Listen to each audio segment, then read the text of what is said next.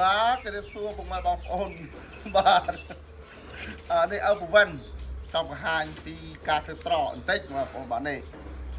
អានេះសម្បត្តិផលឪនឹងធ្វើរួចឪបានធ្វើរួចនេះបាទនោះឪពុកដាក់ដដល់នោះហើយមួយទៀតស្វាយកវានេះពុកម៉ែបងប្អូនបាទនេះវត្ថុទៀតដើមអត់វត្ថុទៀតដើមនេះគឺมันអាចចេញជាស្រីបានទេនេះមកបាច់នេះបាទចង់បង្ហាញទៅនេះ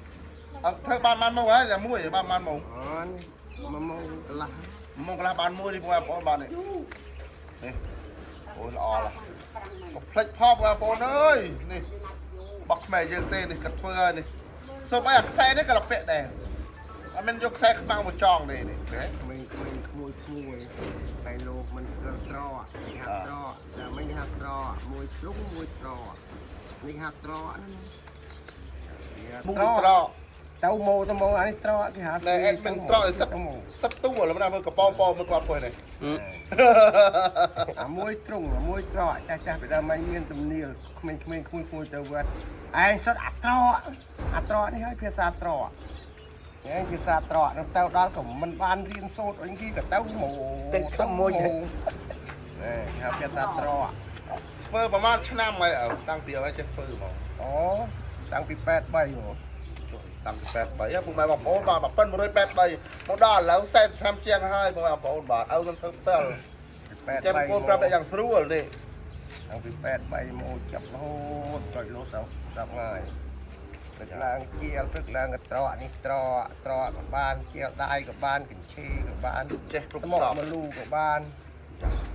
ក ុំភ្លេចទស្សនាវីដេអូបន្តផងហើយមានមួយម៉ាយបានម៉ាយទី Channel YouTube របស់សិប្បកម្មខ្មែរផងវីដេអូពេញក្នុង YouTube បាទ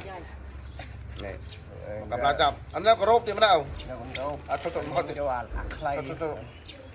ខ្លៃជិះរោបដាក់ចង់បញ្ជាក់មកបងប្អូនទៀតអានេះយើងឃើញចេះនេះដោយសារបងប្អូនចាប់ក្តាមទៅយើងរុញយកតឹងមួយចេះបើធូរចេះក្តាមវារត់បើយើងរុញយកតឹងចេះមកចាប់កូនក្តាមកូនអីអត់ទៅរួចទេបងតាំងអុយម្ដងអស់អត់ទៅរួចអានេះរួចហើយអានេះនៅទៅក្រូបទឹកក្រទួងពោះឲ្យអត់ទៅរួចទេម្ដងទៅរួចទេប្រុសបាទក្រូបធ្វើឲ្យណែនអត់មានធ្វើឲ្យតែសំបីតែខ្សែលីឡុងក៏គេមិនយកដែរខាងភ្នំពេញមកទិញខ្សែលីឡុងអត់យកខ្សែលីឡុងចោលអាលីឡុងមានពិបាកអើយទិញតែ1គីឡូ3000មកដាក់ត្រក200ដាក់មក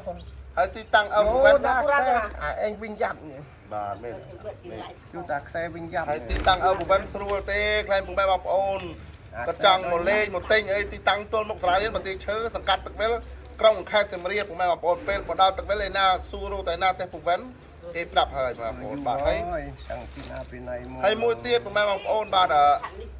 ពុកម៉ែបងប្អូនចង់ដូចកុំភ្លេចជួយshareផងទៅដល់អ្នកកទេសទេសចរដែលចង់នាំភ្ញៀវមកមើលពីរបៀបធ្វើជាធ្វើអុយជួយទិញជួយអីចឹងណាបងប្អូនបាទជួយshareផងដើម្បីទៅដល់អ្នកកទេសទេសចរហៅកាយចឹងទៅ